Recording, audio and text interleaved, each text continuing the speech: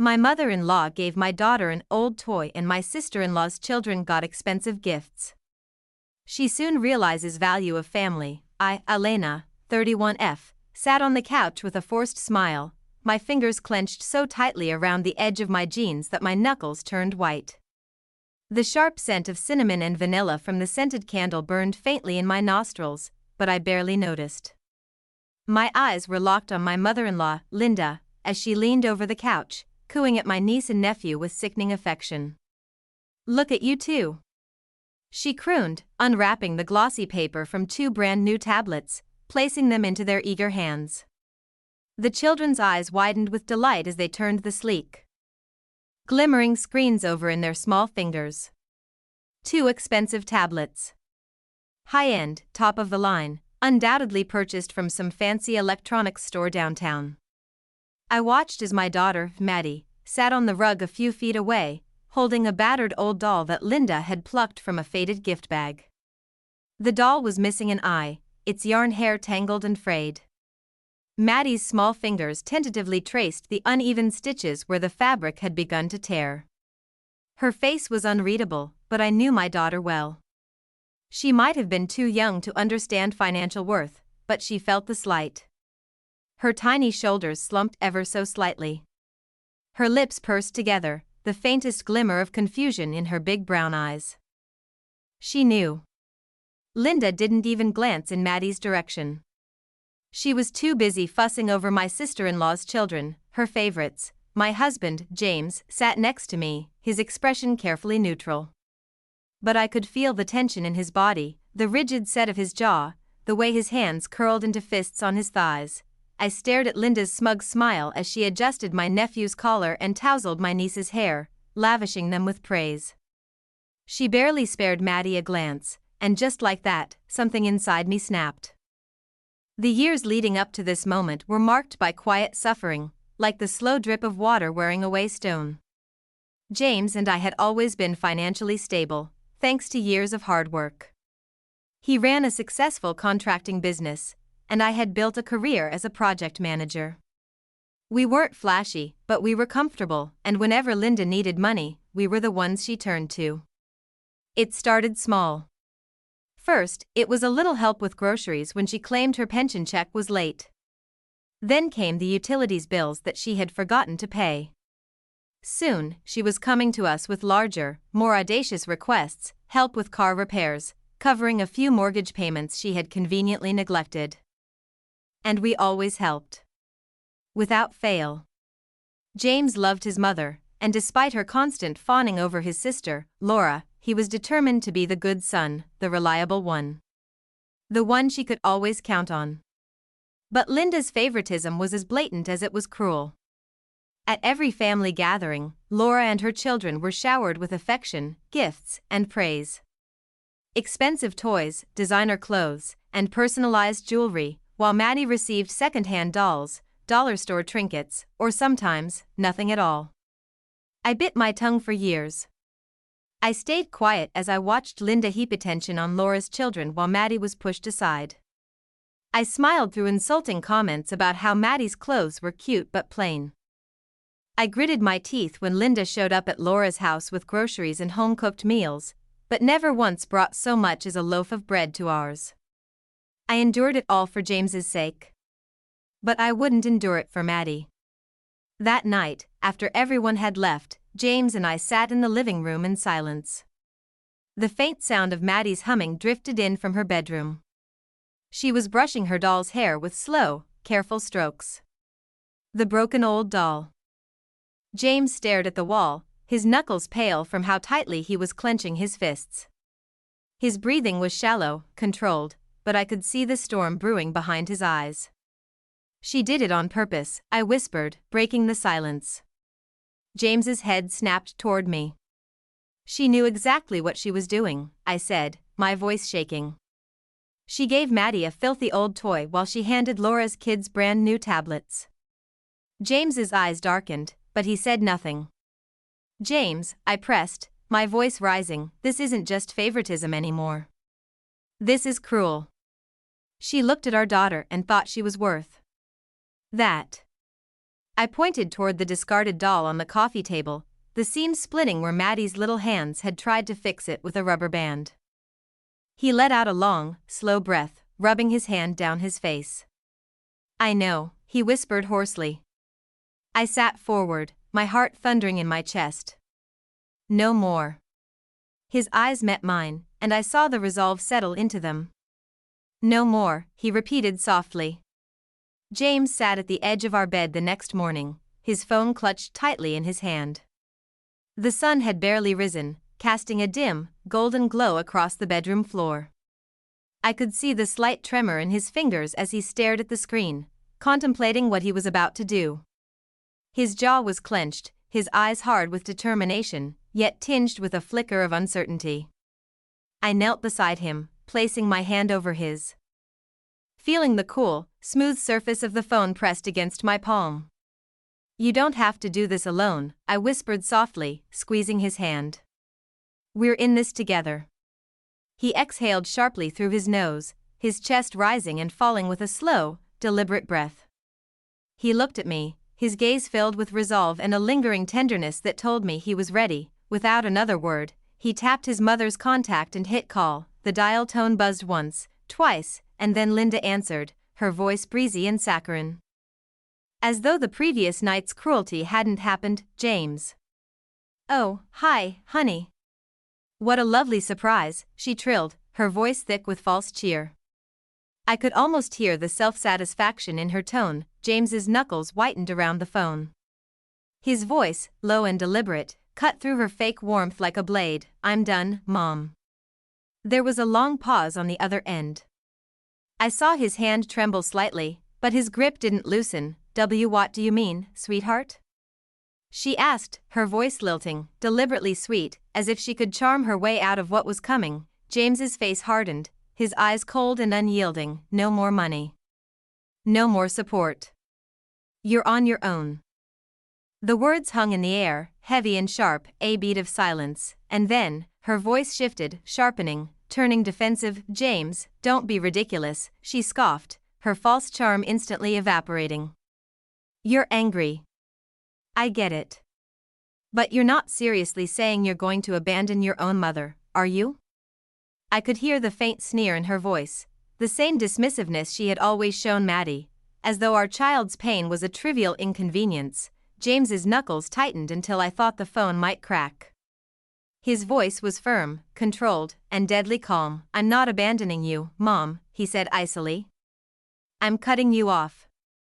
I watched his face carefully. Saw the slight twitch in his jaw when Linda's voice hardened with condescension. You ungrateful brat. Her voice was venomous now, the sugary sweetness gone. After everything I've done for you. You think you can just cut me off? Who the hell do you think you are? James's lips pressed into a thin line, his hand tightening around mine. But he didn't waver. You don't get to treat my daughter like garbage and expect me to keep footing your bills, he said quietly, each word slow and deliberate, heavy with finality. You've made your choice. You've been mooching off us for years while spoiling Laura's kids. So now, you can go to her when you need help. Linda's breath caught sharply, and her tone turned instantly pleading. James, no, wait. I didn't mean to hurt Maddie. I wasn't thinking. I didn't, her voice cracked with mock regret, but I could tell it was just an act, another attempt to manipulate him with guilt. James's eyes narrowed. His voice lowered into a dangerous calm. Don't say her name. His tone was so cold, so devoid of warmth, that it made me shiver. You've already made her feel less than. You will not speak her name again. There was stunned silence on the other end of the line. I could hear Linda's ragged breathing, her sudden loss for words. But she wasn't ready to give up. Not yet. Her voice turned shrill, desperate and panicked, as she realized he was serious. James, honey, you're overreacting. It was just a toy. Maddie didn't even seem to care. You're being so dramatic, James's voice sliced through her excuses. You don't get to decide what hurts my daughter. His words were razor-sharp, laced with a level of contempt I had never heard from him before. You have always treated Laura's children like they're worth more than mine. But you will never do that again. Her voice broke, turning into a pleading whimper. James, please. You can't just cut me out. I'm your mother. Her words wobbled, thick with forced emotion, but James's expression remained unreadable, cold, and distant. I know who you are, he said flatly. And I'm telling you, we're done. And then, without another word, he hung up. The moment James ended the call, the silence in the room was deafening. His hand remained frozen around the phone, his knuckles still white from how tightly he had been gripping it. Slowly, he let out a shaky breath and placed the phone on the nightstand. I reached out, wrapping my arms around him. For a moment, he didn't move, his shoulders stiff, his jaw clenched. And then he exhaled a slow, ragged breath and buried his face in my neck. I felt the slight tremor of his hands as they clutched at my waist. I ran my fingers through his hair, holding him tightly, my lips pressed against his temple. You did the right thing, I whispered softly, stroking his back in slow, calming circles. For Maddie. For us. He didn't answer right away. His breathing slowed, his hold on me gradually loosening. Finally, he lifted his head, and when his eyes met mine, I saw the fierce determination in them. No more, he said softly but firmly. His voice was hoarse but certain, unwavering. I cupped his face, brushing my thumb along his cheekbone. No more, I echoed. The first few days after James's phone call were eerily quiet. It was almost strange, like a calm before a storm. No calls. No texts. No guilt-tripping voicemails. For a brief moment, I let myself believe that maybe, just maybe, Linda had finally gotten the message. But I should have known better. By the end of the week, the storm arrived. The first voicemail came on a Thursday evening.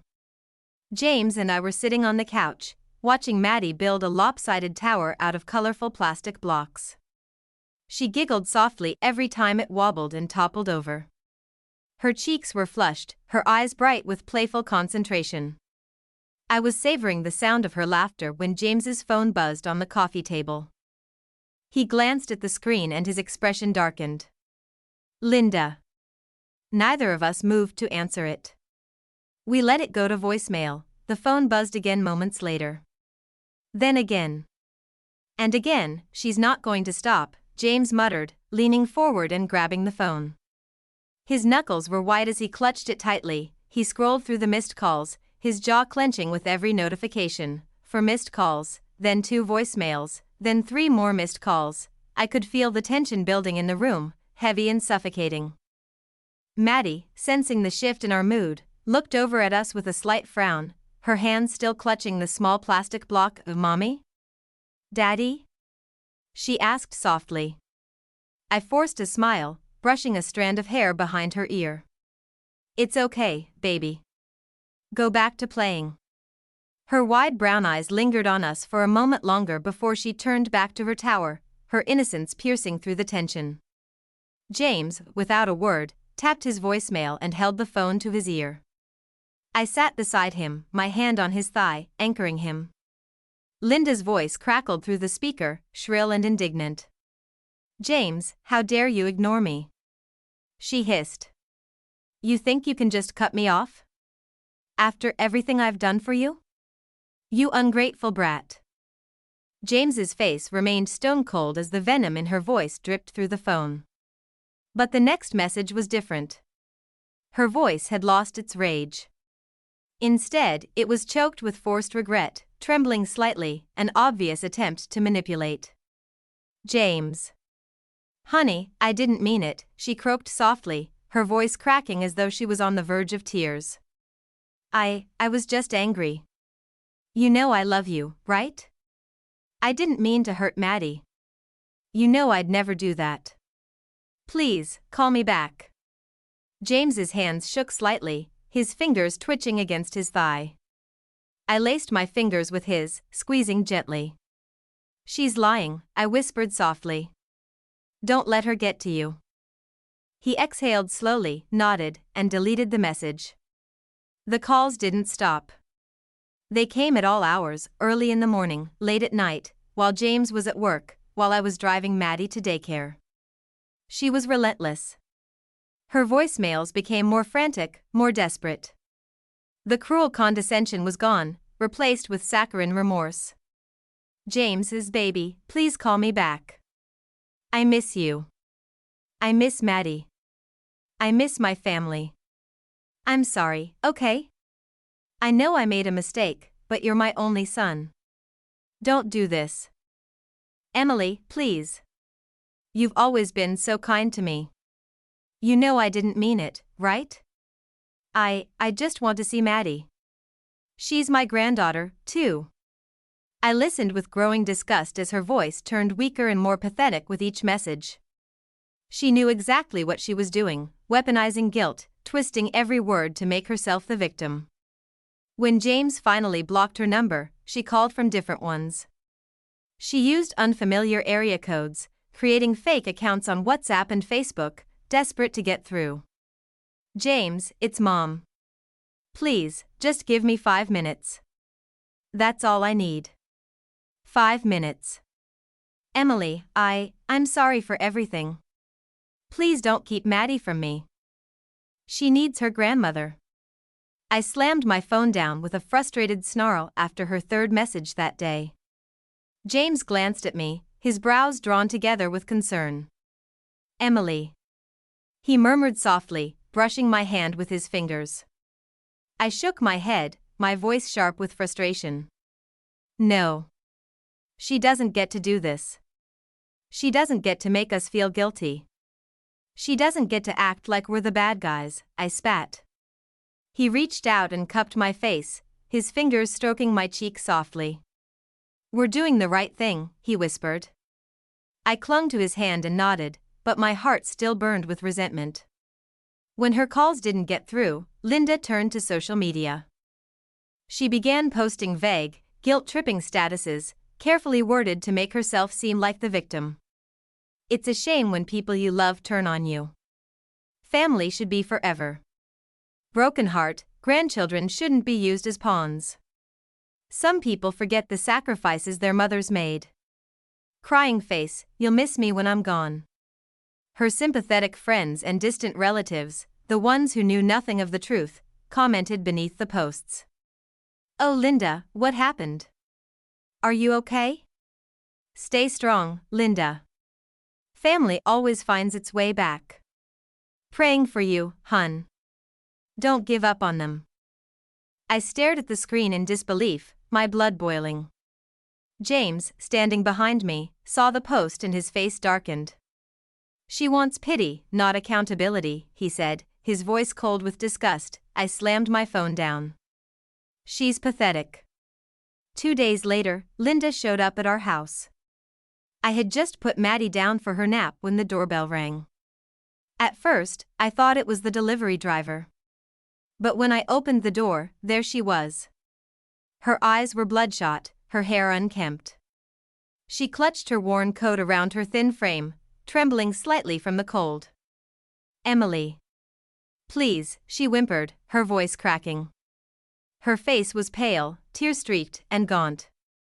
She looked pitiful. Purposefully pitiful. Please, let me in. I just want to see Maddie. My stomach churned with fury. She didn't get to do this. She didn't get to stand there, playing the poor, wounded mother. Not after she treated Maddie like garbage. Go home, Linda, I spat, my voice hard and flat. Her eyes widened, and she stepped forward, her hands shaking. Please. Emily, you're a mother, you understand, don't you? Don't keep Maddie from me. I love her. I didn't mean to hurt her. I didn't mean to, I slammed the door in her face.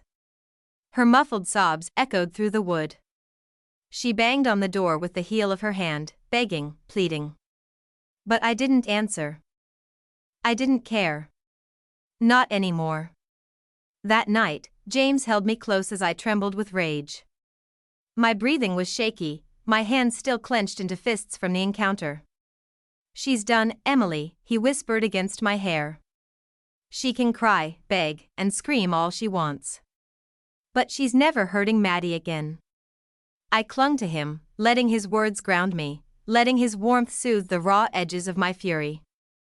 And in that moment, I knew, no amount of tears or regret could ever undo the damage Linda had done. She was cut off for good.